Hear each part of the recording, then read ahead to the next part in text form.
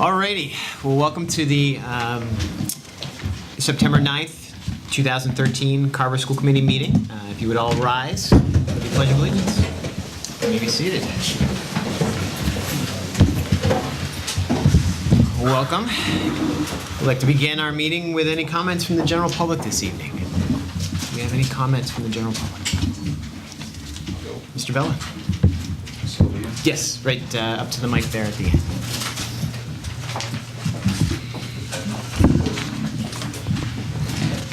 Robert Belvin, 26 Gate Street. I wanted to know about the Building Study Committee, and they've requested information from the school, and they haven't received it. I wonder when they'll be getting it. About the health insurance issues? At this point, the public forum is just a chance to share. Okay, I'm sharing. Oh, great. If there's some questions that perhaps the Building Study Committee wants to share, they have a point in the agenda today, and if they wish to share something, then we can address it at that point. Okay. And I'm probably going to go ahead of them, but no matter what. The fire station, the police station need to be built, and something has to be done. The town people are kind of looking for support for some type of a project to get going soon. So I'm just hoping that you guys will support the start of it, because those two projects could get done quicker, more efficiently for us, public, and that's it. Please support it. Sounds good. Thank you for your comments. Any other comments from the general public this evening? Seeing none, we'll move on to comments from the EAPC. See Donna. Good evening, everyone. I noticed that following me are all of the new teachers, and I have to say how impressed I am that this many came during such a, it's a Monday night of their, third full week, and they all have happy smiles on, and they're nice and brightly colored, and we're all in black, and, So I'm very excited to welcome them. I did get a chance to meet a lot of them when we went for ice cream during the induction day, so I welcome you. And anytime you want to come to a school committee meeting from now on, I'll be in the audience so you can come and keep me company. It's always entertaining. I also want to bring up another thing, and that is 2 weeks ago I was fortunate enough to be part of an evaluation training that was done with the administrators with Kathy Spencer. And I appreciated every second of it. Carver should be very proud at how proactive they are being in trying to understand something that is very complicated. So I appreciate that, and I appreciate them allowing me to attend. So onward and upward. Thank you. Thank you, Don. With that, I would like to welcome the principals who are going to introduce us to the new staff.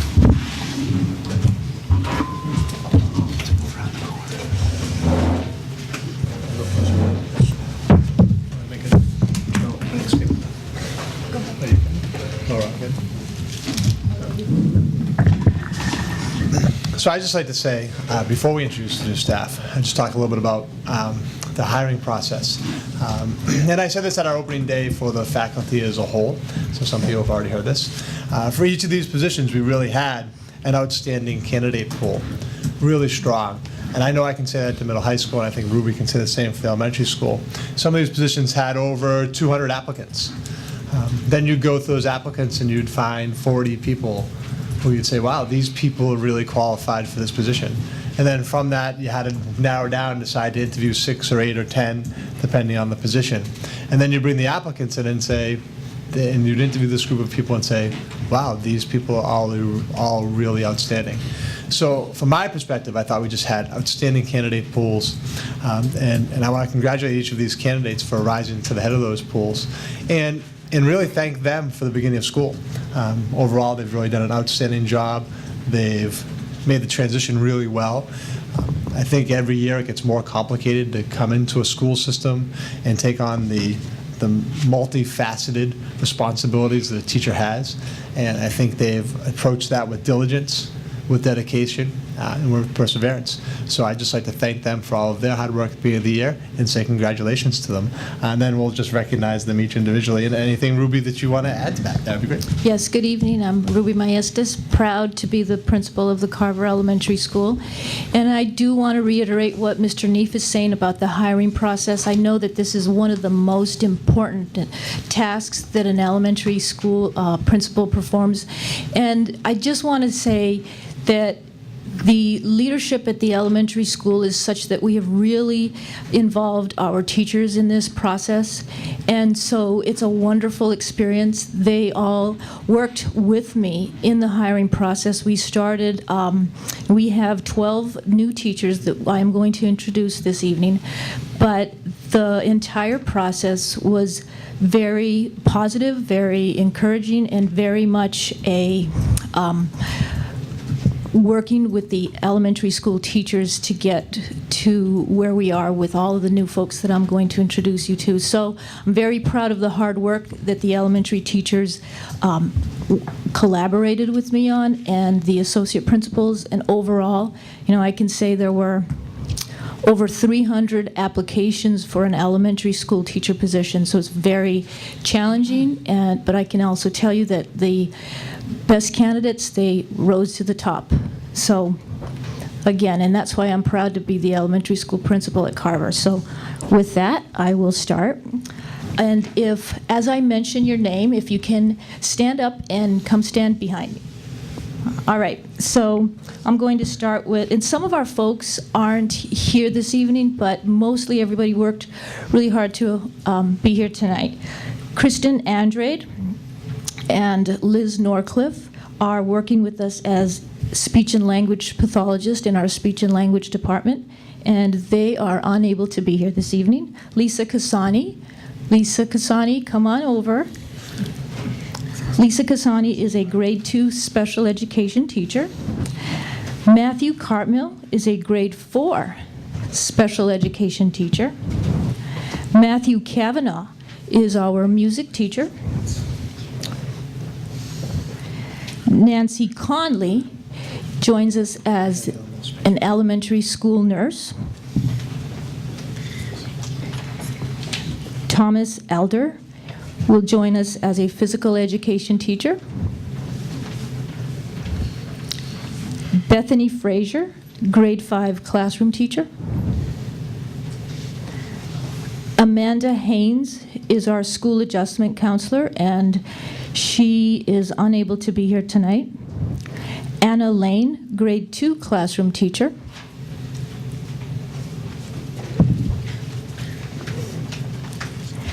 Caitlin Owen, grade 2 classroom teacher.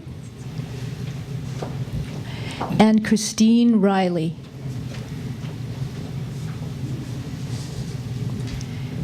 And so there you have it, our new, part of our new crew at the elementary.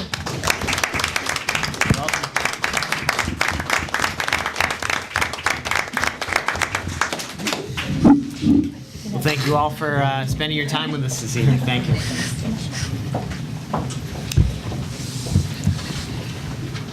I guess we'll follow the same procedure at the middle high school. Tell them. I did tell them to be coming up. We had the opportunity to hire 3 new English teachers, which was really exciting this year. So we'll start with our 3 new English teachers. Morgan Dwyer, Keandra Markram, and Melissa Strelke. And we also had a new hire in the Social Studies Department, Travis DeJosephs.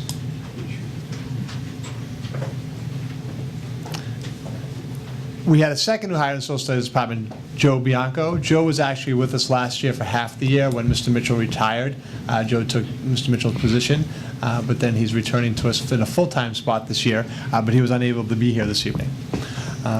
And also unable to be here this evening was Christian Paris, who's a new hire for technology. And Lauren Petrasic is here, who's a new teacher in our math department. So welcome to Lauren. And also we have a new science teacher at the middle school, Petra Shealy. Petra is not here this evening. So this is our new staff who is here with us this evening. You're welcome. Oh, wow, that's good. Oh, well, that's a different story. It's a different presentation. Stacy's the second presentation. I didn't forget her, but I just wanted Stacy to come up by herself. Okay. The second part of the presentation is we have 4 teachers who are returning to us, and I guess Joe could really be part of that group, from various leaves. Stacy was with us for 1 year, 2 years ago. She left for 1 year, and now she's happily, I think, returning to us, and we're glad to have her back. So Stacy Nolan returning in the science department, so come on up, Stacy. And then we have 3 other teachers who are returning from leaves of absence.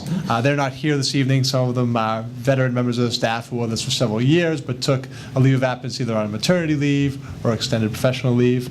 And they are Michelle Littleton, who's the science department chair, Jen Purcell, art teacher, and Amelia Cousins, mathematics teacher. So congratulations to each of them, and thank you. Great.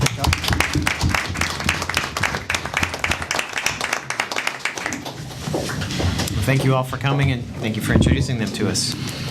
And you're always welcome to stay, but I know you got lots to do, so we don't mind if you leave.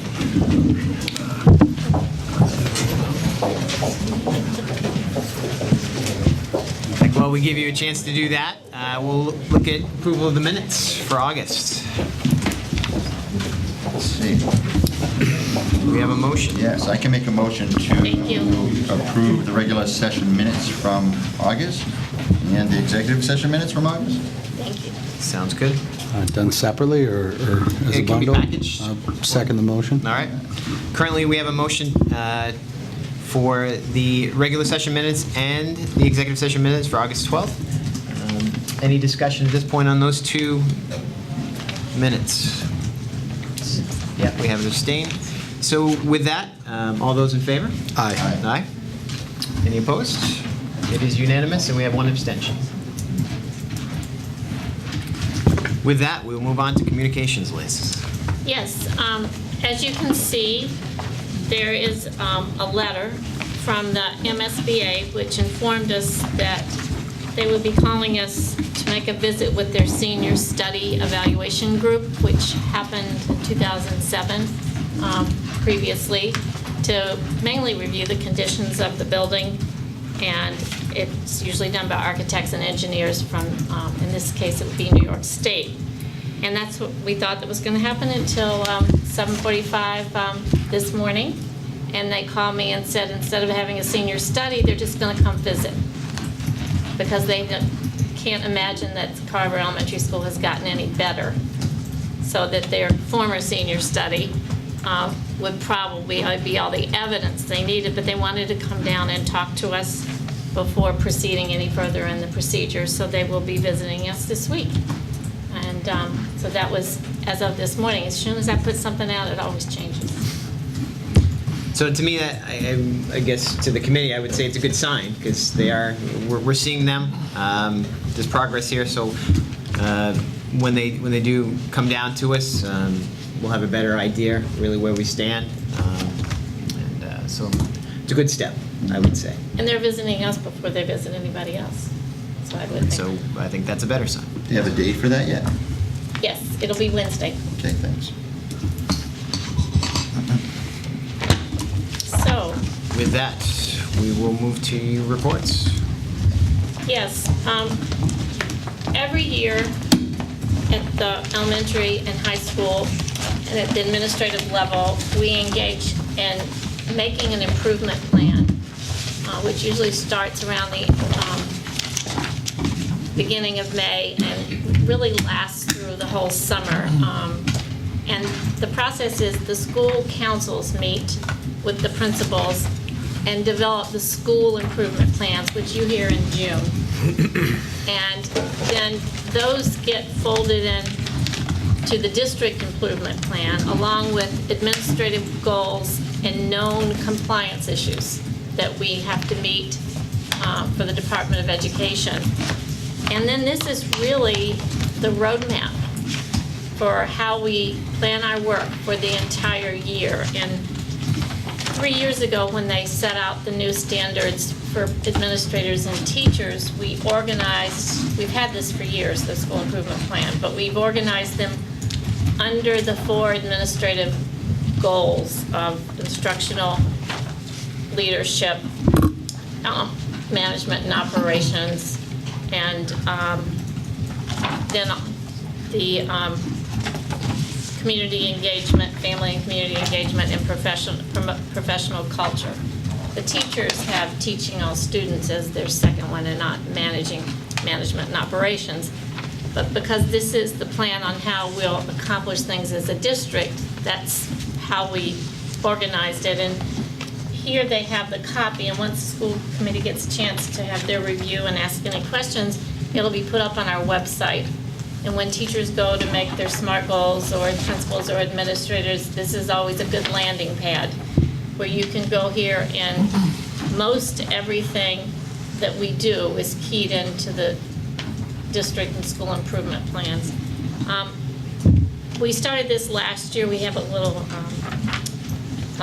dictionary for EduSpeak. So in case you don't know We what appreciate that, yes. ALT is, CBM, CCSS, CES, CPC, CTL. Well, we have a conversion factor here, so we're not speaking a foreign language, which education tends to invent a few new of them every year whenever you do that. So this is the time you can ask us questions about the school district improvement plan. With that, we'll open up to the committee. Did you have any questions for the administration on this? I know we've had an opportunity over the last couple of years to go through this process with them. I know we did a workshop, which was a great education process to go through this, and everything is really focused around now our goals and our standards. So it has become a little easier on that. I know, Barry, this has kind of been... Yeah, I just have a question, and I know you mentioned this briefly last month, and I'm new to the school committee, and so a lot has changed since the last time I was on it, but I saw a couple of mentions of this Common Core, which I know is a big thing I hear from everybody, but just because we also get literature against the Common Core, I'd love to be educated more. I'm doing a little bit of research, but I see a lot of positive things about it from people, but then I also see some negative things. I just would love to hear more about it. In Massachusetts, the Department of Education and the state school board did not wholesale adopt the Common Core. They adopted the Massachusetts frameworks in 2011, because in Massachusetts, everybody has to have Massachusetts in the front of that name. And in doing so, it's because our standards were really among the highest in the nation. There really wasn't a need to totally revamp what we did, and much of the Common Core is based on things we were already doing. So it's not a totally change in practice. The Common Core speaks to more deeper understanding of either in mathematics, an understanding of how you get to a product or a sum versus just memorizing 2 + 2. So how do you get there, and what are other ways to solve the problem? And in English and language arts, instead of just being able to read and analyze literature, they also want students to be able to read, in particular, primary text and history, and to be able to interpret facts on their own, and in science the same. So it is looking at the learning from a deeper understanding point of view. And in our state, we've chosen the PARC, which will be a national test that you could choose from 2, Smarter Balance and the PARC. And we have chosen the PARC, and we will be administering it this spring. We were chosen as a trial district, so we will. You'll have more information on that. And we did a trial of it last year, actually. We were a pilot district last year, and it's kind of cool what kids are able to do because it's online. You're able to, if you write a response to a primary text, instead of just writing, you also can highlight the piece of the text to which you attribute your answer. And this is going to be able to be considered is that which one are you responding to rather than just a global response. So I'm proud to say we will be ready for the more serious pilot this year in many different grade levels. So the PARC is the assessment of the Common Core, and in Massachusetts it will also reflect the Massachusetts frameworks of 2011. The only part of it that hasn't changed is our regular MCAS science assessment. Massachusetts has not yet responded to the next generation science standards, and they will be doing in a thoughtful way in the next 2 years, but the science end-of-year assessments will not change drastically. What will change is in both math and science, and there will be some overlap in the math Common Core Park assessment.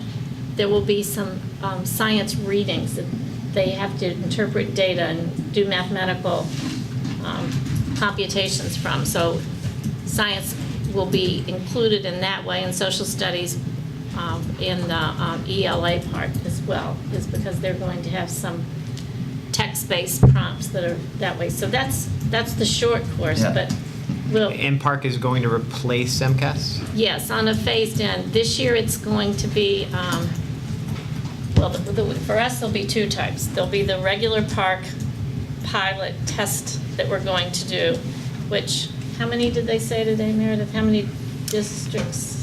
Over 180? 70%, sorry, Yeah, over 70% of the state.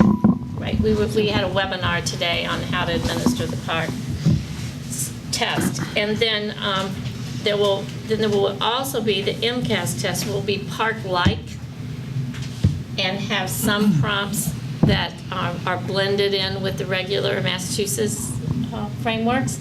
And then for full implementation, it'll be the very next school year, the 14-15, where MCAS will fade away, except for probably science. And then I say except for probably, because the jury isn't out on it. And, you know, I didn't go to bed last night thinking the MSBA was coming on Wednesday, but things change in a rapid manner, so. And this is the test when we're talking about needing to do it all on the computer. This is what we were referring to. Yes, and the middle high school will be required to do the pilot on the computer. They've tested, there will be some all paper sites and some all computer sites. Our elementary school, 4th grade, 2 classes will take the pilot part on paper. And that's a good thing because we don't have enough computers down there yet. But but the middle high school will all be online and preparing them for, you know, the full implementation in 15. So when you say there was 2 choices between Park and Smart Balance, that's Department of Ed made those choices? Yes. There's the main difference is the times per year that they're giving these tests. Smarter Balance has different reporting system, and the Park is more like what we have been using. I'm sure the tests are going to be incredibly similar. I mean, if you're testing on a Common Core, you're testing on the Common Core. So. Once those computers are in the elementary school, is the school going to be able to handle that type of juice that's Yes. necessary? Yes, due to the fact that the town gave us the warrant article, we were able to fix the infrastructure. We go live we meet with the company LCN that is still in the process of finishing the upgrade, but we should be live on October 1st where you're seamless. Anytime you walk into the school, no matter what kind of electronic device, it will recognize you and say, "Welcome to Carver Public Schools." That's how you log in, and we'll have enough service for everyone. It's a miracle. Yeah. I've been wishing for this for, 8 years, so it is a miracle. I mean, the kids are going to walk in and go, "Oh." Barry, any other questions while you've got the No, floor? thank you. Thank you very much, Liz. James, Gina, any questions? That's it, thank you. Well, I want to thank the teachers and administrators who worked hard on this. This is not an easy document to put together, and we'll be reporting to you mid-year on our progress of our goals. Sounds good. Moving on in the reports. Yes, so next we have the building study committee. But we just welcome. Sounds good. With that, I'd like to welcome Dan Ryan to the microphone. And just to kind of preface, those who've been paying attention in our community, there's a building study committee that was established by the Board of Selectmen to really look at what's going on. Actually, I'm probably stealing your thunder, so why don't you go ahead and then... Okay. Yeah, my name's Dan Ryan. I'm chairman of the Town Buildings Study Committee. And a lot of you may recall that we worked with everyone back in 2010, 2011 on assessing the town buildings and the needs and looking at how we could afford as a town to support the projects that we need to do. I think everybody recognizes that in addition to the elementary primary school need, for some time we've also had a need for the police and fire building in the center of town. And back in 2011, we worked on a funding mechanism for both of those projects. And so the Town Building Study Committee met with the Board of Selectmen recently, and we recommended that we're at the point where the fire department can proceed with their proposed project of a new central fire station. This would require a late fall special town meeting, and I want to emphasize that the fire station project can be done within the levy limit and does not require a tax increase or a town election to support that project. The Town Building Study Committee is recommending that we use the established capital Building Stabilization Fund to fund the project, and also use the wraparound borrow mechanism that we discussed back in 2011 to be able to defer part of the bond until after 2017. The selectmen, we met with the selectmen, and they requested that both the Town Building Study Committee and the school committee meet with them tomorrow at 7:05 on their agenda to further discuss moving forward. Which is why I thought it important that the Building Study Committee come before the school committee tonight and be able to get us updated on what's going on. So that's where we are today. So with the fire station project underway, then the Town Building Study Committee will be able to continue to work with the selectmen and the schools on the elementary primary school building projects. The school building and fire station projects both can be done at the same time. That was one question that I was asked previously. Is it possible for the town to be able to do both projects? And the answer is yes. Currently, Carver has one of the lowest debt amounts in the state. We only have debt on the town hall and library, which is about to be paid off in 2017, and I think it's approximately $220,000 a year right now, and it's decreasing.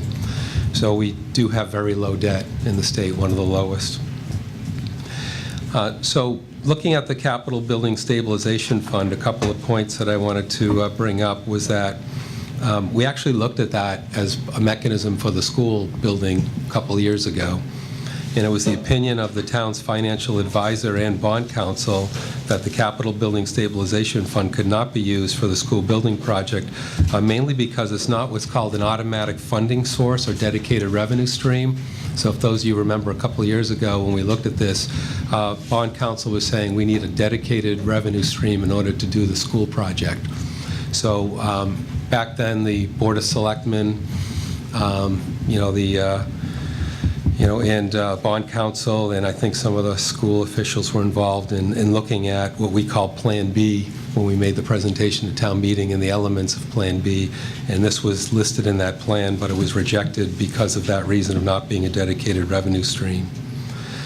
So then what did happen is that during 2011, in April, we presented an article to establish a Capital Building Stabilization Fund. So a presentation was made to town meeting. I brought one of the slides. I could pass it around. So this was the fire police station bond funding. So it was when we were proposing the Capital Building Stabilization Fund for the purpose of the fire and the police station. We had put together a debt schedule that would show, if we kicked this off 2 years ago, how it would grow each year and eventually get to the point where we'd be able to start the projects. And fortunately, that's where we are today. We've accumulated enough funds, our seed money, after 2 years of town meeting, and now are in a position where we could start the project. So the actions of town meeting in 2011, 12, and 13 were to fund the Capital Building Stabilization Fund on the premise that it would be used for the fire and the police building projects, as was presented at special town meeting on April 11, 2011. So the Town Building Study Committee continues to evaluate ways to minimize the impact of the taxpayer for the school building project.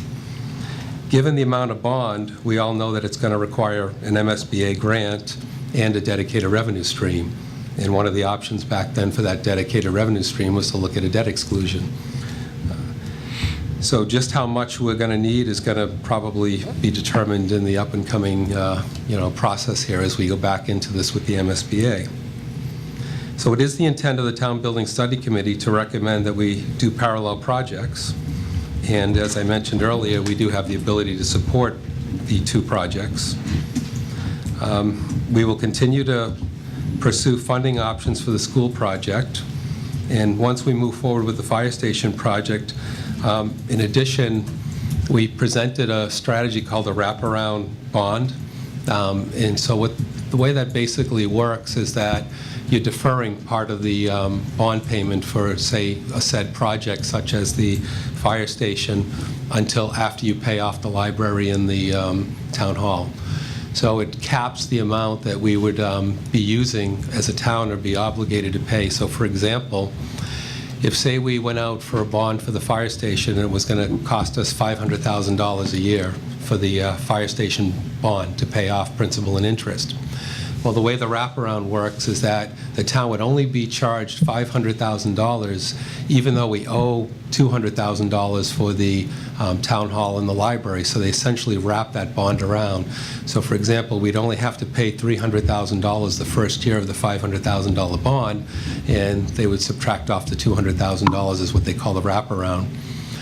We were looking at that as a possibility for the school project if we had started 2 years ago, and unfortunately we weren't able to do that. So that will quickly decrease in value up to 2017. So we can take the best advantage of that mechanism now by starting the fire station project, which will also minimize the amount of money we're taking out of the Capital Building Stabilization Fund, which helps everybody out because that can be dedicated later on for other projects. So we are also, so why I'm here is that when we discuss this with the selectmen, I think they want to make sure that we're all unified and moving forward here, and we all recognize the need to have to do all of these projects, and believe me, just everybody's put in a lot of work on your end, and we've worked to support that as hard as we could back in 2010 and 2011, and we'll continue to do that, to help the town to look at the funding strategies and anything we can do to get this project off the ground and also minimize the impact to the taxpayers. So it would be nice to get your support for moving forward, or just to make sure that there's no objections, at least, to the town presenting or the selectmen moving forward with this project. And that's why I'm here tonight, to at least understand your position and take any action items that maybe I can get answered before tomorrow, and then we'll meet with the Board of Selectmen to discuss this possibility. Sounds good. Well, thank you for the information, Dan. With that, I would like to give an opportunity for the committee to ask Dan any questions. I would just kind of want to preface this with, Dan and I had an opportunity to meet last week, and he kind of educated me on this whole process of what they've been going through, the committee's been going through.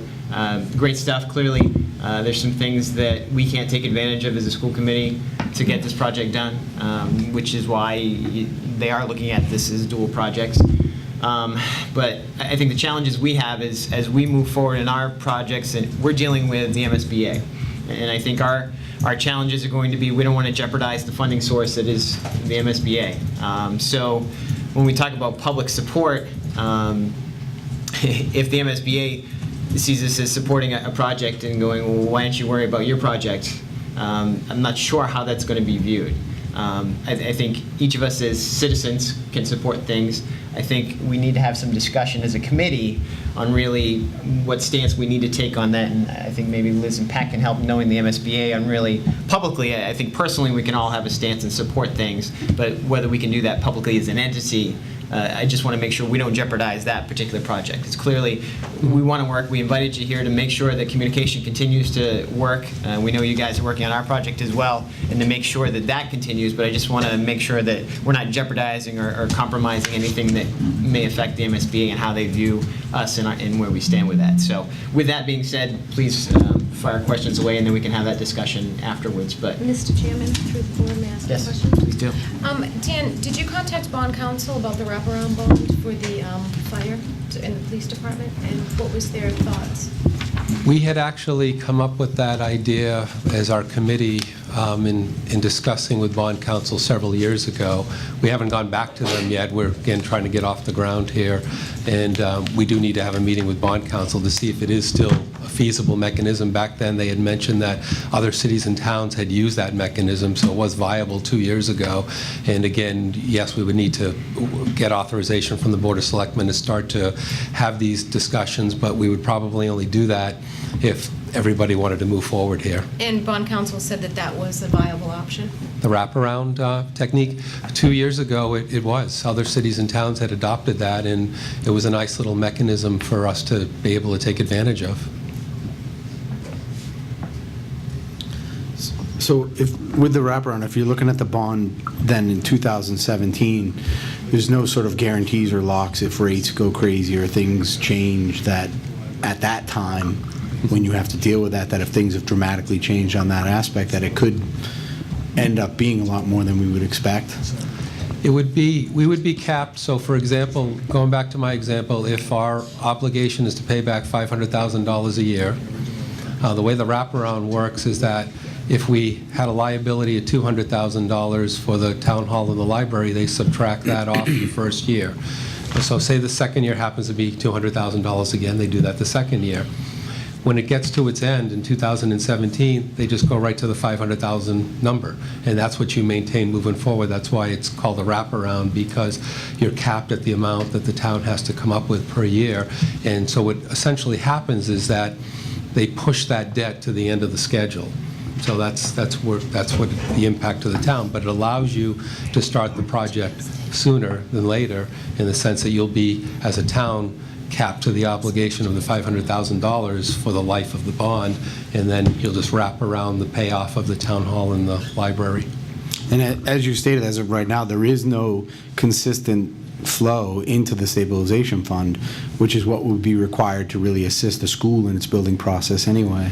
It's not a dedicated revenue stream, so Right. by that, the important distinction here is that it requires a 2/3 vote of town meeting to go back to pull the money out every year. So that was the problem for the schools, because you're looking at a $45 million bond, and so you have to look at it from the eyes of the investor, and that's what bond counsel educated us on. So if I asked you for $45 million to help us out with the school project, and I said, however, you have to rely on town meeting vote at 2/3 to pay you back every year, you might say, probably would say, no thanks. You want a dedicated revenue stream. You want something that's you don't have to have town meeting action, in other words, to pay for it. And where does that put the police department then? Because I know that was a big part of what everyone was looking at also. Is that sort of on the back burner right now as far as moving forward with this, or is there Correct. any talk about where that would?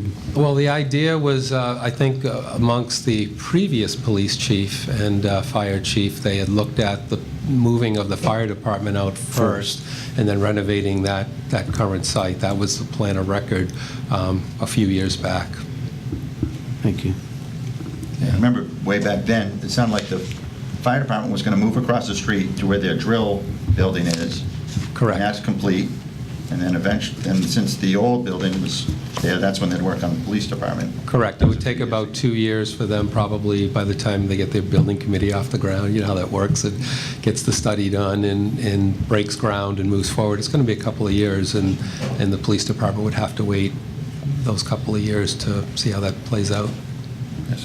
So just my thoughts. I love the word parallel projects. That I don't want to get too excited and get overboard, because I don't want to jeopardize anything that we're required to follow with MSBA. Absolutely right. But I love the word parallel. That makes me happy that those can be done together. And I also like the fact that, as usual, Carver, for the most part, is working together. And you guys, I know Mr. Shores, and I'm just Mr. Duff, and Dan, your whole committee's worked so hard. And, and I know, not to be like just flattering to everyone, but our fire department's one of the top in the state too.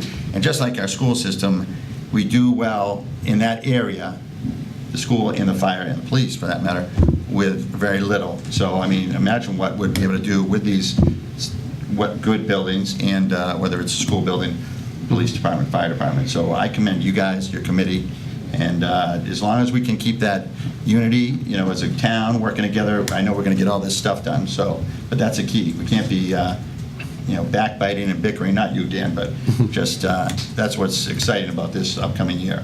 All right, thank you. And part of this was prompted by the fire department, the fire chief coming before our committee recently. They are starting to run into space problems with the new trucks that they buy. They don't even fit in the station, so they have to figure out how to deal with buying new equipment that they can't put into the central fire station. And so they are running into more serious problems with having to maintain that building, and that's why they prompted us to see if we could help to start moving forward.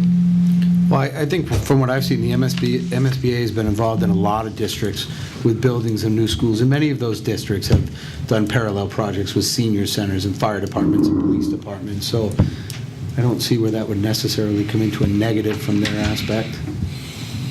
No, I can't predict what they're going to think now, but, Plymouth's built all new things. Right.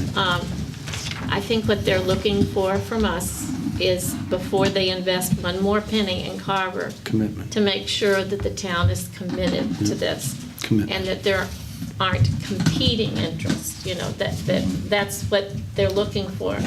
But I'm not MSBA, so I really shouldn't be speaking for them. But I think that's what the whole visit's about, is, have you got yourselves together yet? Will you accept our invitation? As a whole community. That's what they're really looking for us. Sure.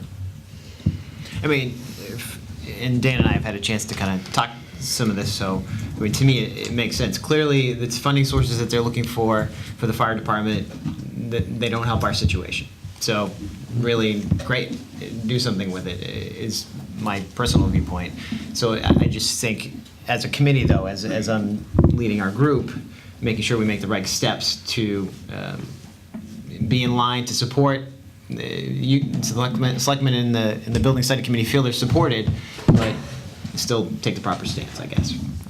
So I seek some guidance here, perhaps, Liz. I do think that the role of the school committee is...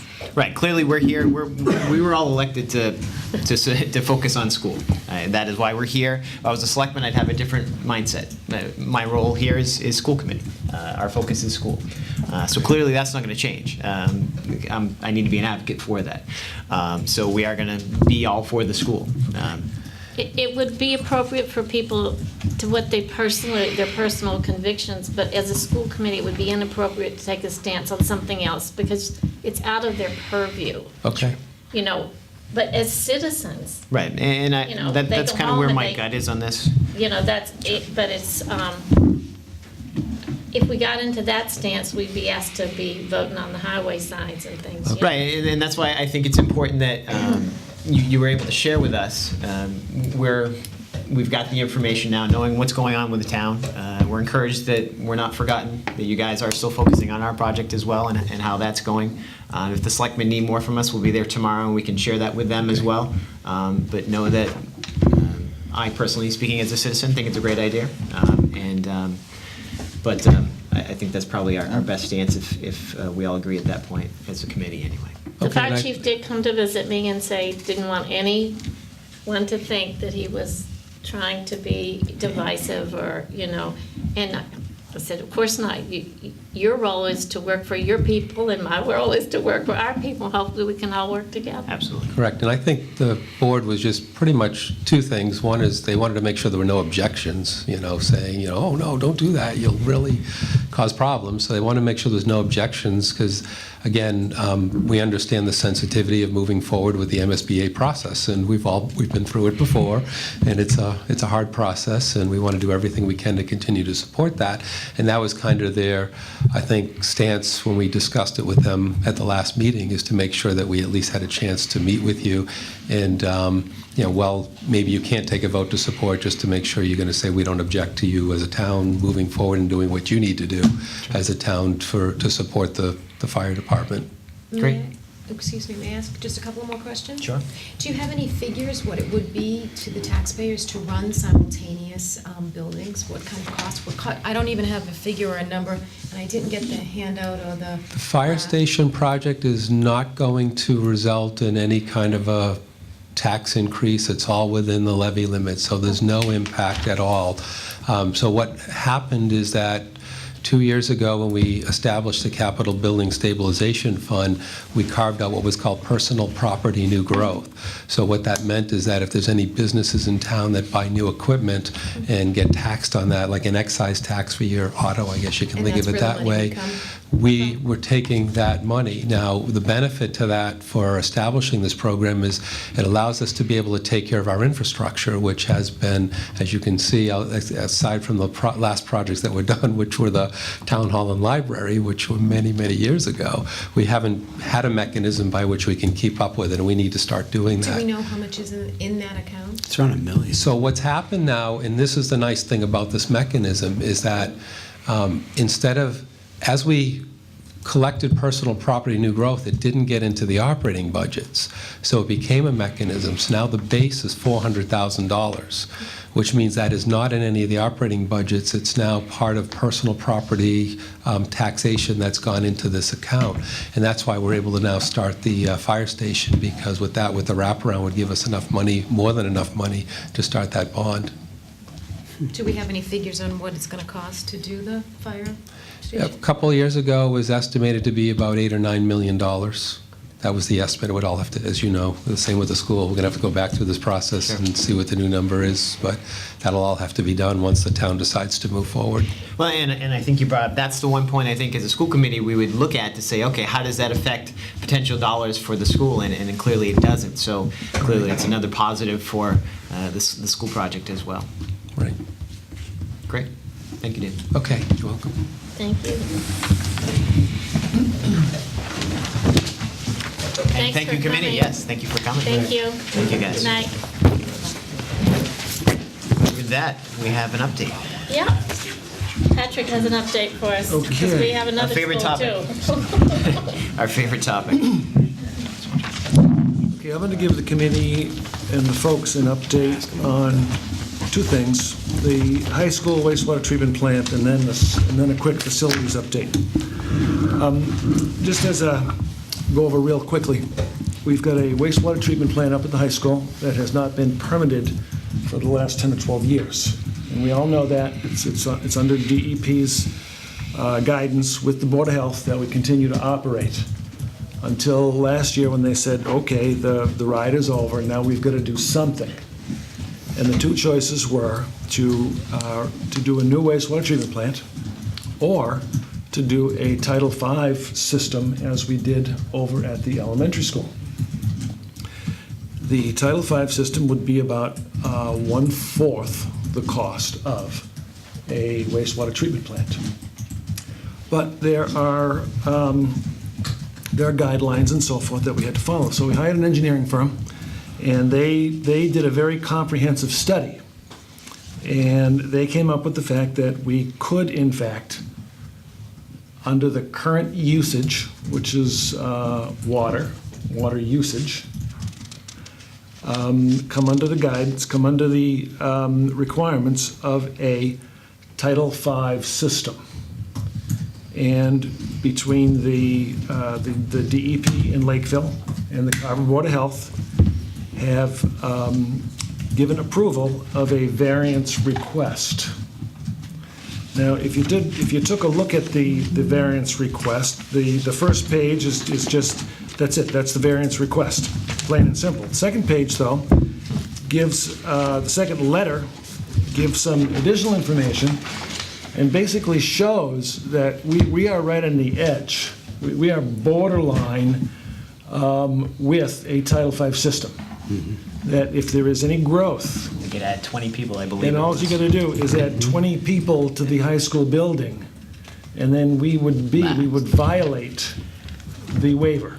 And this year, we have a senior class that's about 120, 125. Next year, we have a sixth grade that's coming in at 162. Well, there's the problem right there. Yeah. So when those, Then that class is 110. yeah. Yeah. Well, So- and the language from the Board of the Health seemed very leery to make a rush decision on this, too. Yeah, yeah. Right, but what we're... We could be in what- trouble next year. What I'm, just the intent of tonight, though, is just informational to the school committee. Sure. Tomorrow night, I am going to be in front of the Board of Health to speak to them about what is in here. Acknowledge the fact that we know we're borderline, and that we did have this discussion at, I'll say at last night's school committee meeting. However, there is no action taken, and there are other concerns, obviously, of what we want to do. What we had to do, though, is give this a shot. We had to go take a look and say, can we spend $300,000 instead of $1 million plus? And the answer that came back and said, yes, you can. However, if you just grow a little bit, then you're going to violate the variance, and then where would we be? So this is something for the school committee to think about, obviously, and contemplate, and at maybe some point in the future, whether it be next month or at another meeting, revisit this and say, okay, let's make a decision. What are we going to do? And then maybe there's some other factors that are outside that may affect how you want to go. We've got no particular deadline, except to kind of do it pretty soon, which in my sense is... Yeah, correct me if I'm wrong, because at this point, we're still kind of getting the wink and the nod on the current water treatment system. It's not a Title V system. Yeah, It's a well, water treatment system that we're getting a wink and a nod Well, on, and that's something we have to The winks and the address. nods have slowed down. Yeah. Pat, I have a question on the Title V. So that's the maximum capacity is what they're saying they could do if you went Title V? Exactly, right. Yeah, and that's why we got a variance. That's- You're a little bit below it, you can go up to this point, but you can't go beyond that point. And that's the we're system just- that we have We're just over that far away from the it. I elementary mean, it's, all you gotta do is, like Superintendent says, next year, you've got a class coming out of the elementary that's gonna go to the high school, that's gonna increase the high school enrollment like by 40. And then that would put you right outside of the variance. So, That's the biggest system that they could do. yes, Yes. yes, it is. Yeah. It's a denitrifying gravity system, and they work well for up to a certain point, and then after that, their purpose is not as effective to meet all the nitrogen loading requirements. Now, there's also been, it's no secret, there's been talk about locating the elementary school up at the high school complex. And which is another reason, I think, to contemplate this a little bit. Because if that were to happen, the type of wastewater treatment plant that we would talk about to replace the current one would not be appropriate either. You'd have to have a much bigger one. And the other thing is that they would not allow 2 Title V septic systems on the same landmass. They would be too close to one another. But if you get involved in some of this stuff with having a wastewater treatment plant that's going to be big enough for both schools and so forth, you really run into some additional costs. It'll be 2 to 3 times the cost of the original one. Then you get into Reimbursement. well, the reimbursement. You'd only be reimbursed for the part of it that was for the new building, so that would be like half of it. And then you would get into areas of the well, of the current wells, and their circumference areas cannot be part of the circumference area of the wastewater treatment plant. So the wells would probably have to be relocated. So it has a lot of domino effects here, and it really gets into, what decision can we make, and what do we know? What do we know is going to happen, and what do we know is not going to happen? And while we're not under a deadline for this, my guess is that if it goes more than 2 or 3 years, they're probably going to come down on us pretty hard. When these come down very hard, it's a fine per day that you don't comply. So, we want to think ahead far enough that we make a decision that will keep us out of a fining situation. Patrick and Dave did a wonderful job in commissioning the study because we needed to know if we could do it for a third of what it would cost, rather than just go straight to the wastewater treatment plant idea. And it's not determined yet, but there is somewhat of a chance that if we build one just for the high school, that most of the drain field could be That's a possibility. could be reused, so we might be able to get it at a slightly less cost. But the problem is there's just a lot of decisions that need to be made to go forward with this. And then there's also the problem of funding. It will be most likely $1 million project. And so we would have to make, this has to be built into all the other things that need to be done. And That would be the roof. we need a roof Roof is too. coming up, a track is coming up, and Be great if the toilets work, but if the roof is flooding, it's not going to make much of a difference. Is it? Put the track on the roof. And the heating system the piece of it, the hot water system went today, and we're just lucky Dave knows how to fix things. And we're talking about the high school, not the Right. elementary school. So this is really tonight just time for you to start thinking about it, and we're trying to give you all the information we have, and we don't want to exaggerate it. This is something we have to just go and do. It's out there. We've gotten away with this for 12 years, but they're circling the wagons and telling us it's pretty soon, not 12 more years. So. Well, I think when you look at the numbers, the Title V doesn't seem feasible, really. And it's not like you're looking to spend more money, but I think we really need to start looking in a direction that this kind of eliminates that idea from the process, really, because there's no way that you can count on numbers that low. It's too close to the edge. So I think it really limits our options, but what it does is guide us in a direction now that we have to go this way, and we need to start looking more this way and how we're going to actually fund that and make that happen.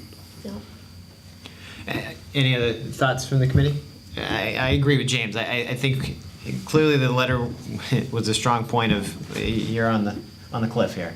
And it was great that we did the study because a lot, like you said, I think that piece of it was important. You got to look at every option. It's good business, but we're at a point now, like you said, we really now are in the next step. Okay, we're looking at 2 options. We're looking at a treatment plan for the existing facility, and then what if, and then that other option as well. So I think maybe back to Dave now and say, okay, here's where you need to look, and we need a new study, and we need the numbers we need to be able to see, so that we're then going to have to make a decision based on what's brought back to us on, well, this is what a small system's going to cost, and this is what a larger system's going to cost. And I think that too is going to involve some conversations with Selectmen, the Building Study Committee, get others involved in that process, because if whatever happens with our new facility, that's all a piece of it now.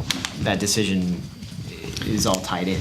And DEP has 2 departments, so to speak. One is wastewater and one is freshwater. And we've been working only with wastewater. So we'd have to, if we build as existing, just replacing, the wells won't be in any compromised position. But it's called the Zone 1 of the well. And so we would have to investigate. We'd have to start working with freshwater if we decided that we wanted to increase it, because it's likely that the wells would have to, there'd have to be another well at least for another building. So, and then you have to be cognizant that any upgrades to the site can't go over 10% of the total cost of a new 8%, thank you, 8% of a new building, well, it can, but then the town has to pay for all of it. So there's a lot of factors to consider, but I commend Pat and Dave for being proactive to get out there and figure out, was the inexpensive option even an option? And although I can't say we're growing by leaps and bounds, we are up about 40 students district-wide this year. And of course, it all sorts out by October 1, but the middle high school really had a lot of people come to it, and we also had some additional enrollments at the elementary school. So we're on a little incline It's a here. problem we want, yes. Yeah, can I just say one thing? And I agree, long-term, I mean, we don't know for sure what's going to happen, but I definitely have confidence in the school system. I know we're a pretty darn good school system, as I always say, but, that's what draws people to the town. And if we have when we do have a great building, if we're lucky to get the MSBA pipeline again, I mean, that's going to draw families to the town, and that's going to increase the population, especially the school-age population. So it's like, if it's on the fence, that's a tough one. I'd like to say, 1 year over, and then we'll fall back to normal. Yeah. But I think long-term, it's going to be a growing town, so. I don't think 20 students is even on the fence. I think that's just Well, they just said there's Not 40 in a class coming in. That number's already gone. surpassed. Pat, how is this, I don't have it in front of me, how has this been presented on capital outlay recently in the past? Has that been part of anything that's been presented to them? This particular issue has just been kind of a TBD on capital outlay so far. Okay, Because we didn't know which way it was going to go. okay. And so I think. But we discuss it every year. Right. Well, we do, yeah. And I think in the upcoming months, it would be, I think what's going to happen is some decisions will be made along the way to make this one an easy one. And if we, as long as we make that, say, in the next 6 months or so, and that would give us time to get this into we're going to put on the capital plan anyway. One way or another, it's going in. And it'll just be to, for a new, some kind of new septic system at the high school. And by the time that some other decisions, I think, get made, this will be an easy one then for the school committee to make. Great. And it'll be plenty of time. So I think at this point, we look forward to hearing more information as We will. And as you think about it, you can call Pat or I if you have any questions that sure, we can anytime. get some answers for. Part of it is what if, but then you have to know the parameters, then what if, so, but Well, if you and have I- any questions, or gladly. And I'm would see- guessing this will probably be a topic that the community wants to be aware of, as well as it's all tied into dollars, so Yep. that we're Oh, yeah. educated, that we can share with with the constituents, so. Yep. definitely. Thank you. And then again, we certainly also want to thank Mr. Tinkham from the Board of Health, because he's been with it every step of the way, and he's basically been the go-between between the town and the DEP, and has been extremely helpful and along the way, and will continue to be. And you're meeting with him tomorrow, you said? I'm meeting with the Board of Health tomorrow night, and I'm just going to acknowledge what's in here, and saying that I shared that with the school committee. And they're aware of it, but then again, no decision is made at this point. Okay. Just a couple other things real quickly. One thing that we'll be happy to develop up at the high school, I heard about the new curtain. Dave said that they should be delivering it today, and it could be in place by the end of the week. So that sounds pretty good. We've been waiting for that one. And then just a couple of words about... Just so you know that at the last musical performance, when they were closing the curtains, it ripped completely in half. It's so falling Yeah. apart. And those things weigh hundreds of pounds. So it was just in time. So that's coming real quick. And since last meeting, there hasn't been a whole lot that's gone on in the buildings to report on, except I'm just giving an update on the security and the doors that are going on in both buildings. Over at the elementary school, is all the exterior doors that were scheduled to be replaced have been completed. Minor punch list items to be finished. The electric door controller and audio phone system for the back building and the new entrance has been completed and is operational. The electronic access system is not functional yet as far as the swipe cards go, as we're waiting on a key component, the temporary access devices from the vendor, which should be coming. Actually, Dave and I are meeting with the vendor Wednesday morning, and we should sort out all the rest of these details at that time. And up at the high school, middle school, the electronic access system, again, is not functional. And again, waiting for the same key components, the temporary access devices. The new hardware has been installed in the designated doors for electric access, waiting on the new doors from the manufacturer to complete the main office security entrances. And that's where we are with both schools. Great. So that's my report for tonight. Thank you, Pat. Barry? This is, I just have a question, having a third grader moving to the new brick building, 1951 brick building. I mean, what's the climate like in there? Because, you know, she's third grader. Hot. She's not saying much, but I'm getting the impression she is hot.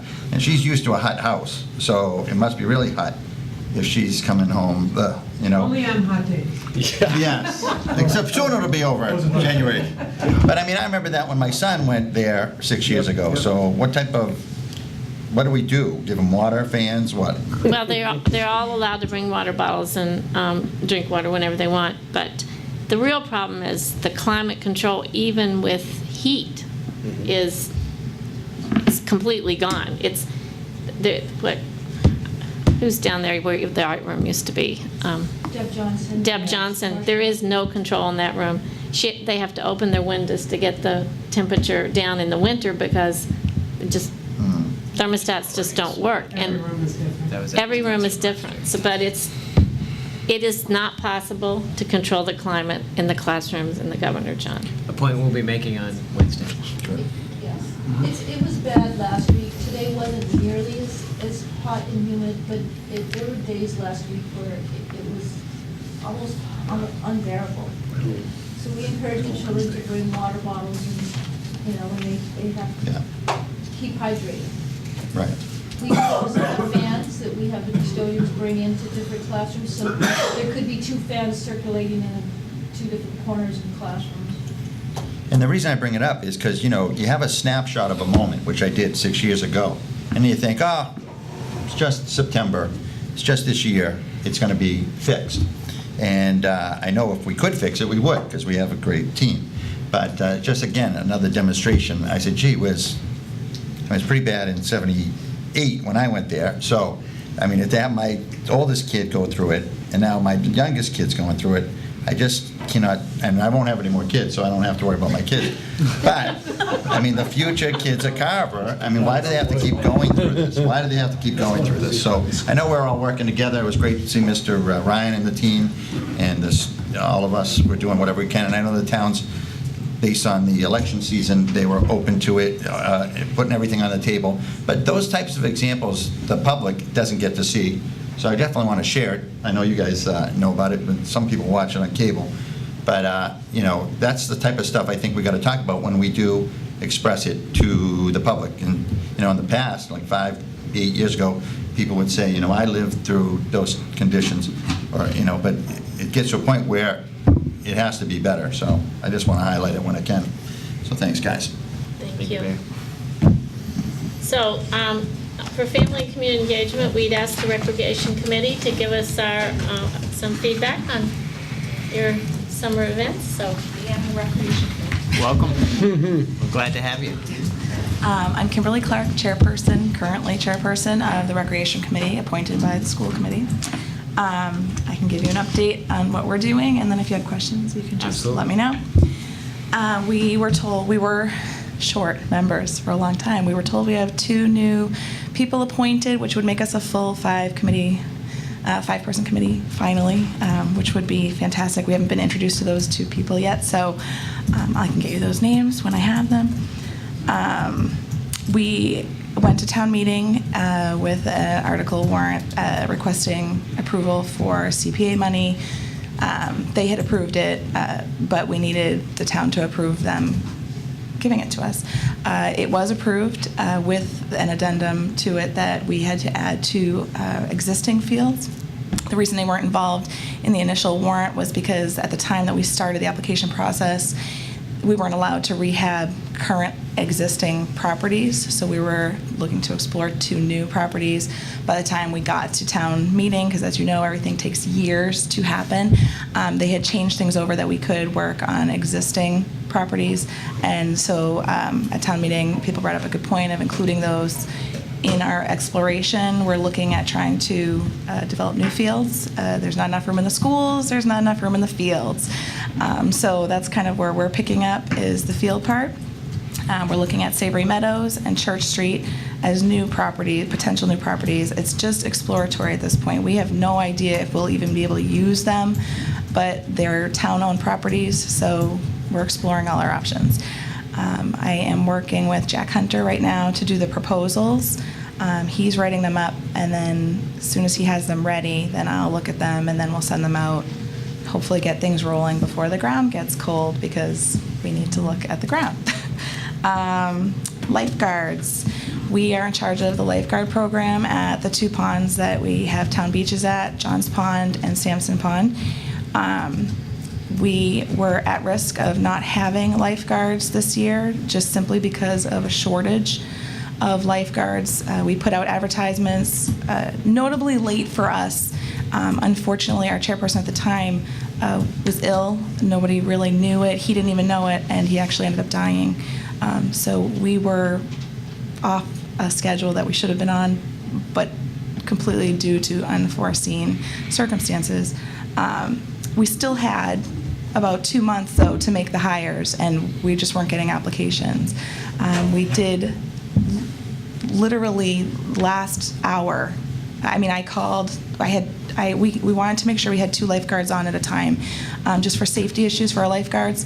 I had 1 person that could come, and I was calling him to say, I only have 1 person. I can't do the program this year, and got a call from the second lifeguard that we had put a job offer to, and he accepted. So we were able to do that, and then we got 1 more person to become certified. So we were able to have 3 guards, which meant we were only able to staff 1 pond well.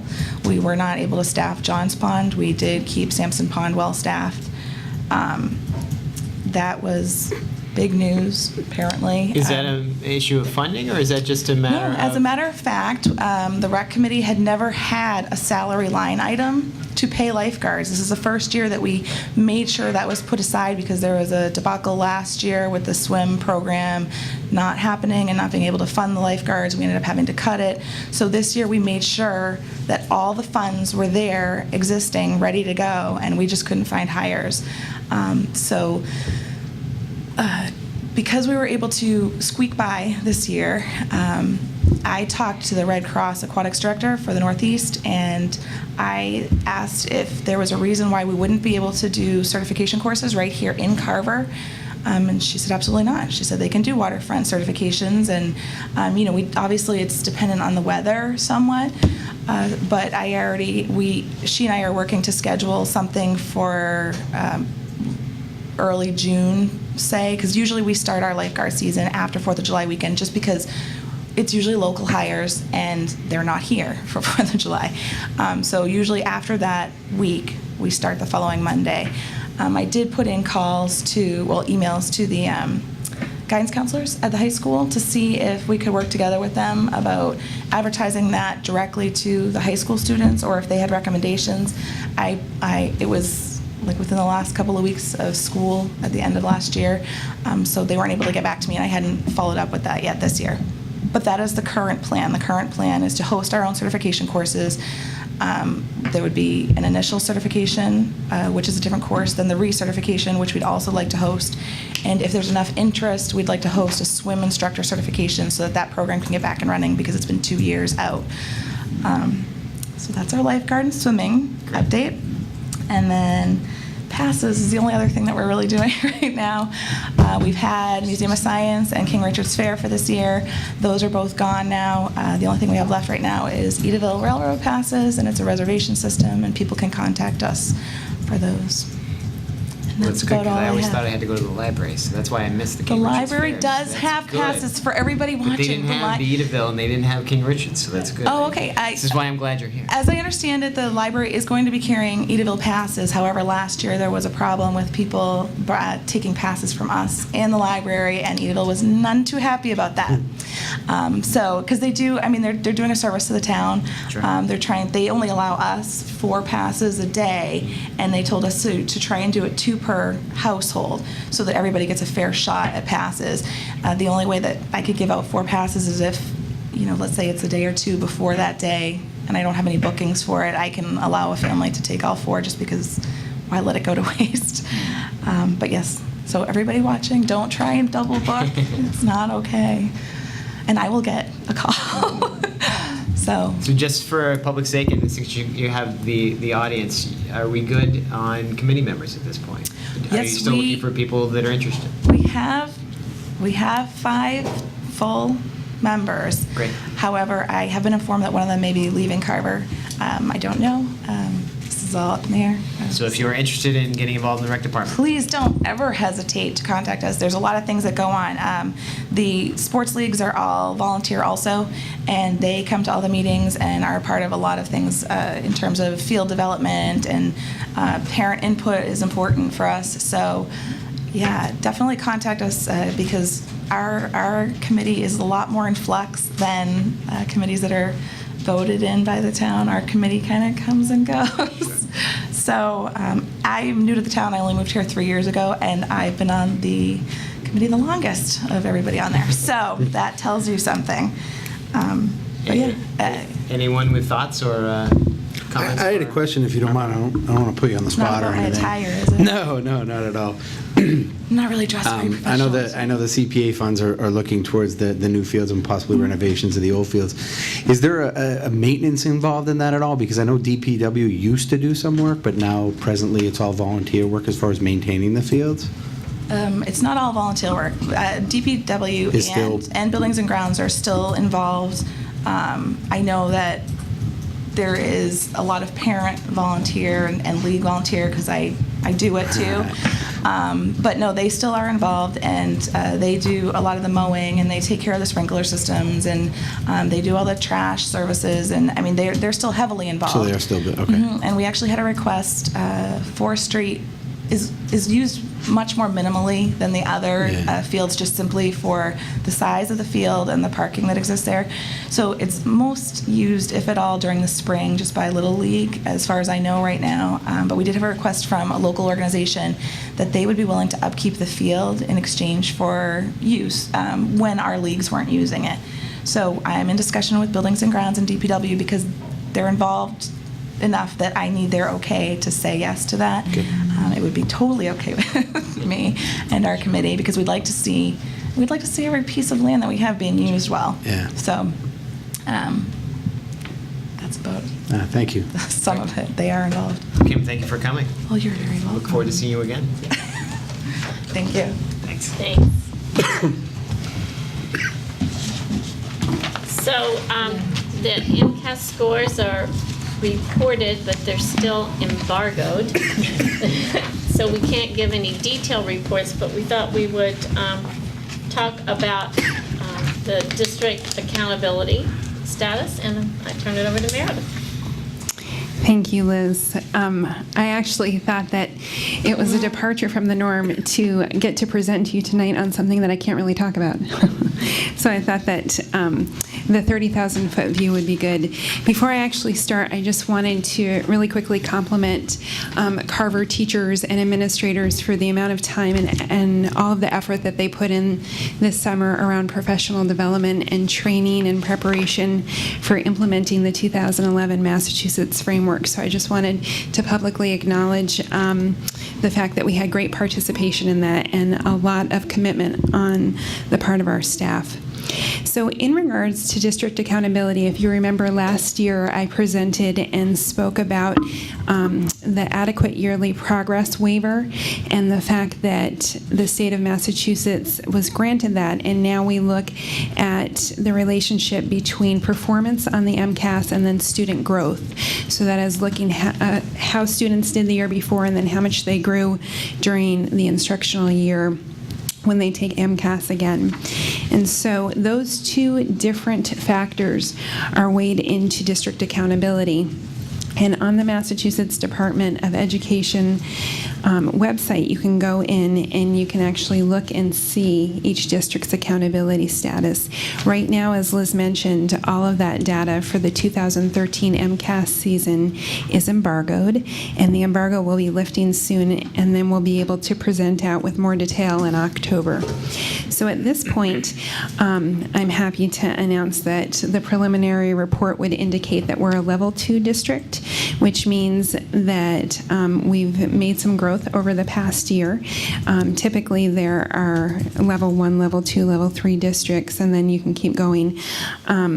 And we were kind of on the cusp in one of our schools on possibly becoming a level 3, and we're grateful that we are not. It looks like we'll be level 2, and I'm excited to report out more about our achievement in science and in English language arts and in math at our next meeting. And where were we last year? Were we at level 2 as well? We were at level 2 last year, yes. Great. How many levels are there? I believe that there are 5. Is that Okay. correct? The level 5 is when the state takes over your district. Okay. So clearly one being the best. It's level 1 is hard even to maintain because it presumes that you make growth Dover. every year. But if you're already at 99% proficient in advance, it's hard to grow. To prove that, right? So it's a new system. It's even more complicated to back into than AYP was. And we worked with our former curriculum director, Laura Tilton, this week in helping us to understand the scoring system. You get 25 points, 50 points, 100 points, depending on how much progress you made, and you get some extra credit points. And so we think we have a better handle on this kind of thing. We have to relearn every year, and we will definitely report out on in greater detail when we're allowed. Sounds good. We look forward But to it's that all report in good news. October. Thank you. Sounds good. And then next we have the wellness policy by Mike Schultz. Periodically, we have to revise and review all of our student policies. Good evening, everyone. Good evening. So in your package, you should have a handout, which is the wellness policy with some blue marks and some red marks. And before we really get into it, I do want to just acknowledge the group that worked with us this year. We did put together a updated new version of our wellness committee, which the state requires you to have a sort of an array of people from different parts of the community. So we had Lorraine Rogers working with us as a teacher in the district. Dr. Marie Handlin-Kavicki helped us out as a community member, now on our school committee. Meredith Cargill was with us, and our student was John Roeder. Although Kath Farad is not likely to be considered a co-chair, she does the majority of this work because a lot of this revolves around our school food service, what we're providing for kids for breakfast and lunch. So a lot of this you're going to see is based on some new state and federal regs. So I do want to thank Kath Farad, who helped us put together. So basically what we did was we went through our wellness policy as it was existing from back in, I think, '96. And we've edited it we've updated it based on the new state and federal regulations. I don't know if you need me to go. You updated it in 2007, too. 6-7, didn't you? I'm sorry, it was 2006. Yeah. I wasn't here in 1996, so 2006, that's when it was developed. So I don't know if you need me to go through the line by line, taking out the red and adding the blue, or you Maybe just just, yeah, ask you wanna questions? maybe highlight some of the key changes, maybe? Sure. So a lot of things that were eliminated are things that directly pertain to the new federal regulations. Some of the things that we've added have a lot to do with some handouts and some stuff that's been out from the Healthy Students and Healthy Schools pamphlets and booklets. And you're going to see on page 11 and 12, there's an addendum that we've added specifically to the wellness policy, talking about what they used to call an A-list and sort of approved food and beverages and so forth. So this page has been added to the wellness policy, and you're going to see that on page... He's going to tell you, he was referencing that manual. Gotcha.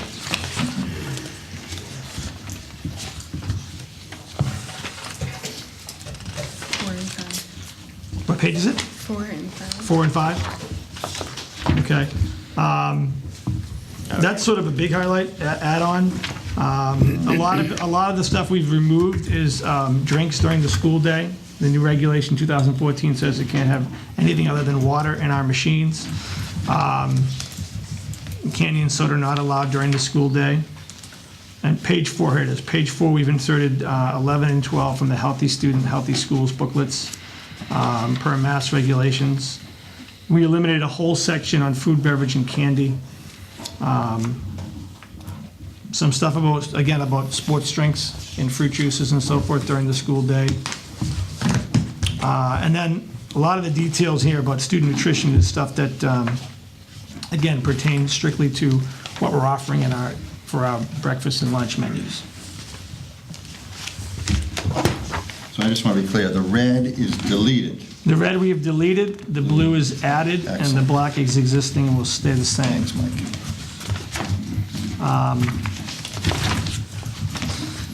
The other thing the group did, and according to the state regs, we're supposed to meet as a committee at least, or try to at least meet 4 times a year. And one of the things we did at our last meeting was we set some goals for us for next year. And just a quick list of some of the goals we're looking to work on as a committee. Fitness tracking, so there is going to be some fitness tracking we're going to be doing in our phys ed and health classes. We actually do it at the elementary school. Basically, we just test students on a program called FitnessGram, and we track their conditioning over the course of the year, probably 2 or 3 times a year. And it's parallel to what you probably all did in high school when you were in middle school, the presidential fitness test, the sit and reach, the curl-ups, the stuff like that. FitnessGram is a modified version of that, so it's a more achievable method for students. So we have a program called Polar Fitness Software where we can track these kids and we can print charts and so forth and update the parents. So that's something we're going to continue to do up at the high school and the elementary school.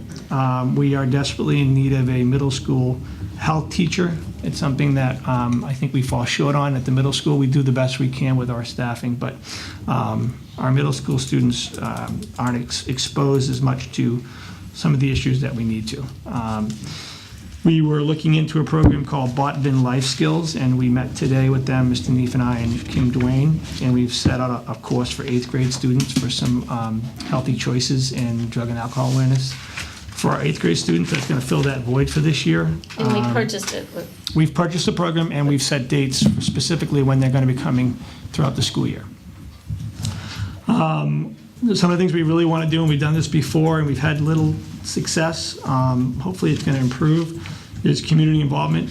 We've had these open forum nights where we've invited nutritionists, doctors, and so forth to speak to the community, and youth sports groups, all kinds of people out there to come and sort of promote healthy choices, nutrition, proper behavior at youth programs and so forth.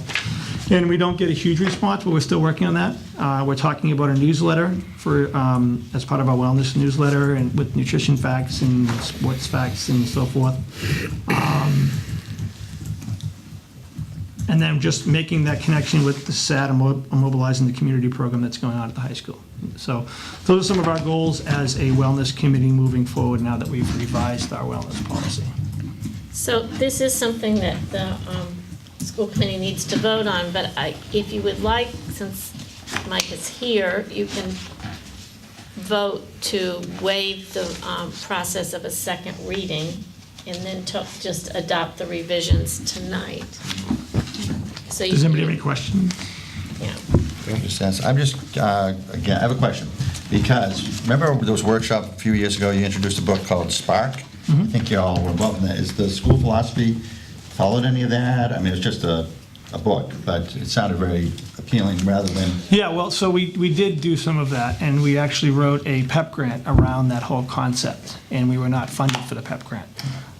What we did was the idea behind the Spark program is that, and there is a whole new school program now, that Dr. Rattay from Harvard actually has a school program now that's out there that you can purchase and have them come and get involved. It's expensive, like anything else, but the idea is to get kids moving before they sit down and do their work, and it stimulates the brain, and there's a lot of research behind it. So we did some preschool, pre-testing actually at the elementary school, exercise before MCAS dates. We took data on that, and we wrote this entire grant around the idea of having a tiered model, like an RTI tiered model, where we're intervention for kids at 3 levels in phys ed. So, and this entire program in the PEP grant, and we were not funded for it. And then the PEP grant's sort of in flux now. So you can, the way the PEP grant went, you submit, they rate you on a score, and then you're able to take the same concept, the same program, and resubmit it again. And then hopefully you're going to increase your score. The window to resubmit was last year, and the funding for that was sort of in flux. Right around election time, they weren't sure where it was going to go. And I'm not sure the status of the PEP grant to this point. So a lot of what we did with the Not PEP... looking good. Yeah, so a lot of what we did with the Spark program is funding. I mean, a lot of the stuff we were looking for is equipment and staffing to make it work. We have talked a little bit about getting it into some of the special ed classrooms, putting exercise bikes in there for those kids who need the motor brakes. Sometimes they use exercise balls in the classroom instead of seats at the sped level to keep the kids balanced and so forth. And keeps them focused. So we have some of that stuff, but a lot of it is the financial base that we need. And we've explored other grants, but not, I mean, the grant we submitted to the federal government was like $790,000. It was a huge, huge grant. Just putting it, Mike, and working with Dagmar Ryan and a few other people to write it, but just for me, putting it all into the same electronic file, and I had to work with the town because they're the ones with the special number that you can submit it with. It was like a 2-week process just to submit. Yeah. It was a very comprehensive thing. So if anyone doesn't have any more questions, or if you do, you should ask them, but then we can consider waiving the second reading. So would be acceptable therefore to say, I'd like to make a motion to accept the policy, the wellness policy as amended, and waive the right to have a second reading? Is that acceptable? Sounds perfect. And that's the motion I'd like to make. We have a motion on the floor. Do we have a second to that motion? I'll second that. We have a motion and a second. Any discussion on the wellness policy? I have to discuss this, because you're reading this, if you don't mind, it's just, as a citizen, it's not, I know you guys work hard, and that's your job to do all this stuff, but it's like, I want to know, it sounds like it's all flowing down from the top, you know, national level, where they're saying, this is all this stuff that's going to cure everything. And is this, the stuff that you guys kind of carve, create, is it helpful to you as a person, as a school district, as an athletic director, et cetera, or is it, because I don't mind voting it, I don't want to be a fly in the ointment on this one, but it's just seems... We have to have it. Yeah, this is what I'm trying to find out. But as an aside, as a verbal just statement, I mean, what a bureaucracy. I mean, it's just, to read this is... We have to have it because it's mandated by the state, Barry, and that's again where that political control is coming in. This A list is a ridiculous list where they're saying what your children are allowed to eat and what not to eat, and assuming that school is the problem with obesity in America. And what's happening is the problem in the schools. And I agree, I'm very much with healthy choices and making smart, wise choices, but this is mandated. This is not a choice to do this. Correct me if I'm wrong, there's a state law that's... This is actually federal. This is federal, but Right. I know in Sandwich they were just gone through last year, the whole no cupcakes and all that stuff. Well, as a we've piece made of some that. pretty conscious decisions to be reasonable about, first of all, there are no police for the wellness policy, but where we don't allow cupcake snacks every day, we still allow kids to have birthday parties, you know. So there's a reasonable factor. I think the hardest part about this is the school lunches, is that the foods that we're allowed to serve are very expensive, and the kids don't want to buy them. And it's caused a very huge burden on our cafeteria and food service director, who does a marvelous job to find foods that children will eat that are on the appropriate list.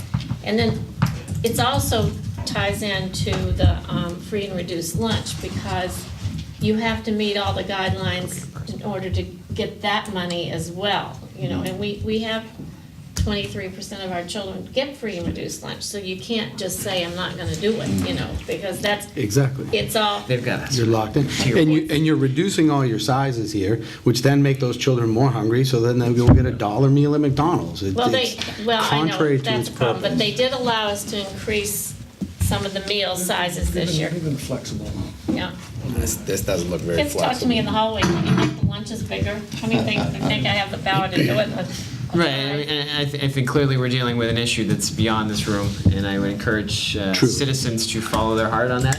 And I would have to say, Liz, that you are correct, that I think this district does deal with the flexibility of it very well. I really do. This is definitely well beyond this district's issue. Yeah. But it is something where it goes back to what you were talking about with the Common Core and what's been mentioned, and where that control is coming in, and we don't really have a choice. It's mandated that in order to get the funding that we need to make this happen. And that's happening more and more and more in all facets of education, and it's making it tougher and tougher for districts. As you said, with the food, to the lunches, the cost of supplying those lunches is just increased, and the demand for them is going down. Yeah. I think it's going to be a challenge. I mean, I saw in the MASC's newsletter there recently that somebody's trying to get rid of school committees now. So, I mean, there's always a challenge on local decision-making process, and so I think that's where we're always going to be, and so it's important that we continue to be advocates for our community and our citizens. I think an important point is that this isn't something that a school's going to handle in 6 hours that we have the kids. I mean, these are suggestions and these are ideas, but you got to get kids to make appropriate decisions, and they're going to leave the school and have an opportunity to go to McDonald's, and they need to make a healthy decision. So part of this in the beginning, although a lot of the mandated stuff in terms of changing it from 32 grams to 22 grams and all that stuff is federally driven. You know, our role as educators in the beginning is really to make sure that we're covering healthy choices and healthy students, and doing it through our curriculum so that when they are exposed the other 18 hours to food and options and choices, that they're making good choices. More of an awareness aspect, Yeah, which I think is great. I don't disagree with you. I think a lot of this stuff, but I mean, the key, if you look at this carefully, everything's within the school day. So does our booster club make decisions that are a little different? Sure. It's outside of the parameters, but I think the key to this is to We make have sure. our cheesy nachos, so Yeah, so I think the key to this is to make sure that the kids can go up to a booster Moderation. club and make an appropriate decision. Well, And know what they're eating and how it's affecting them. And that's why I say, I do think that this district does deal with it very well, because there are districts out there right now that are trying to like stop bake sales altogether. So PTOs can't do anything like that. Right. And it's, you know, it's all in how you enact what they're asking you to do. Mm-hmm. And I do think, and I do, you know, applaud that you're doing a great job. This has nothing to do with what this district is doing, but the mandates that are coming down to us to enforce that. Right, and everything in moderation. I mean, I think one of the things is important is all of our fundraising is approved by principals and superintendents, and there's not an overlap of 50 people selling candy bars. I mean, everything's sort of portion control, and I think that's a huge point to this. Definitely. And Thank you. I think that's to your earlier point about the importance of the health teacher and the education piece there. And that's things that we need to be advocating for, so that changing the lifestyle, not just the choices, I think it's the important piece. So great dialogue, everyone. Thank you. And so we do have a motion and a second on the table. Without any further discussion, I would like all those in favor? Aye. Aye. All those opposed? It is unanimous.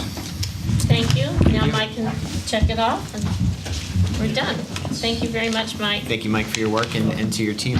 So we have these 2 field trips, Yes, we do. and they're outside the realm of my approval status, so We have our Six Flag trips. Six Flag trips, and so I would not be opposed to package them if someone wants to make a motion. That was my question. Can I make a motion? and Absolutely. package them? Excellent. I would like to make a motion to accept the field trips to Six Flags dated 10/18/2013 and 6/7/2014. We have a motion, do we have a second? Second that? A motion and a second, any discussion? All those in favor? Aye. Sure. It is unanimous. At this point, we'll welcome up the fire chief, if he would like to say a few words to us. I'm sorry. Quite all right.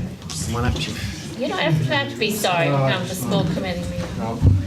Glad to see you. Listen, I appreciate you letting me speak, and I came here not knowing, I know you had a meeting before with the Capital Building Committee, I believe, and I have no knowledge of what even went on.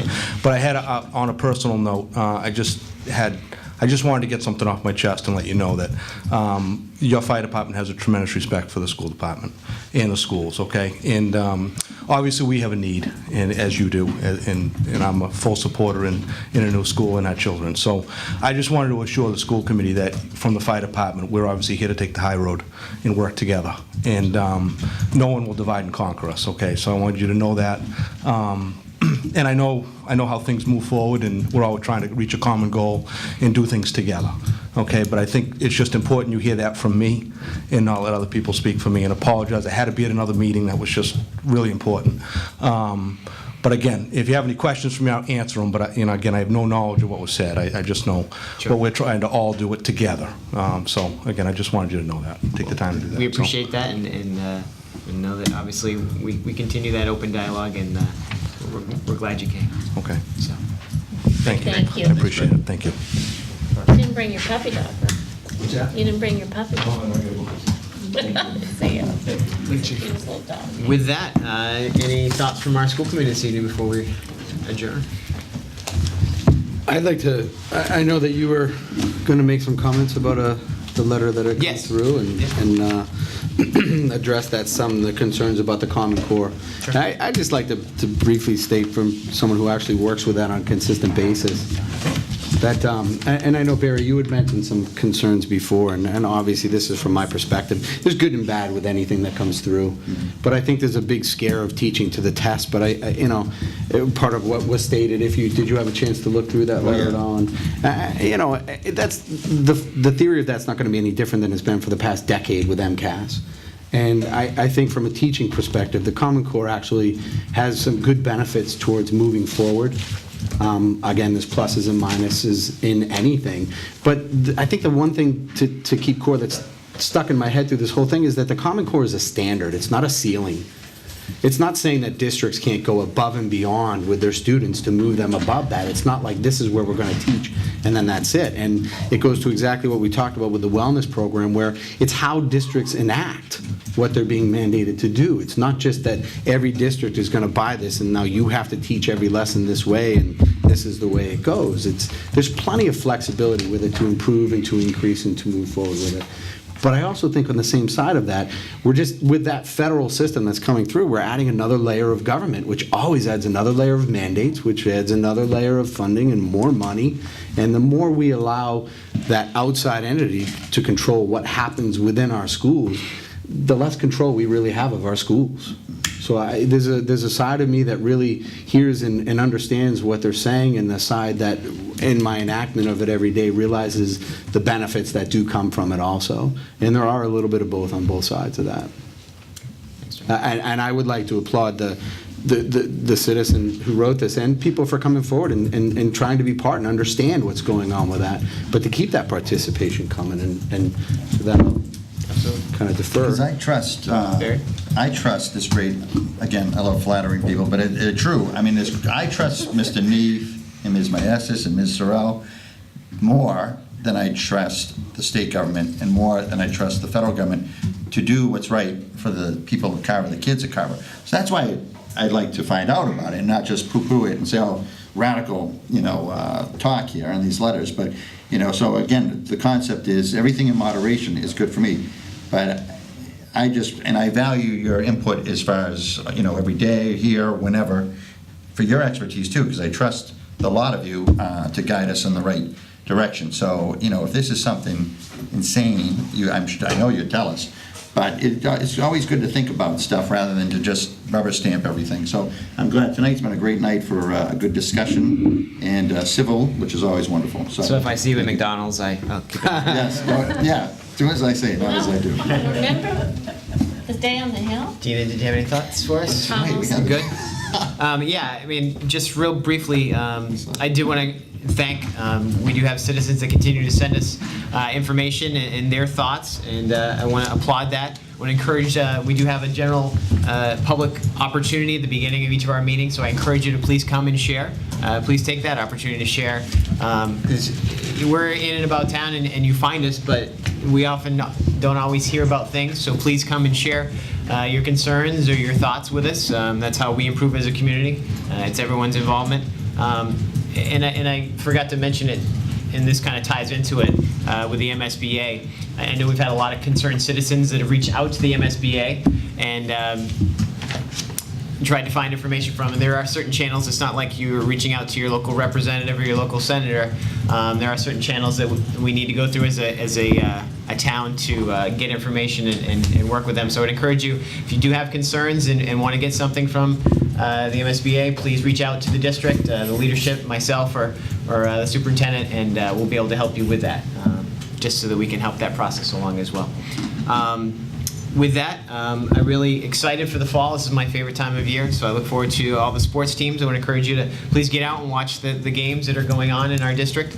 I know my son is excited to go watch some football games this year, so we're going to get out there. I haven't had an opportunity to do that, so we're going to try to participate. So I want to encourage everyone to get out, support your local student body that way. With that being said, I would welcome a motion to adjourn. Make a motion to adjourn? Second? We have a motion and a second. Seeing no discussion, all those in favor? Aye. We are adjourned.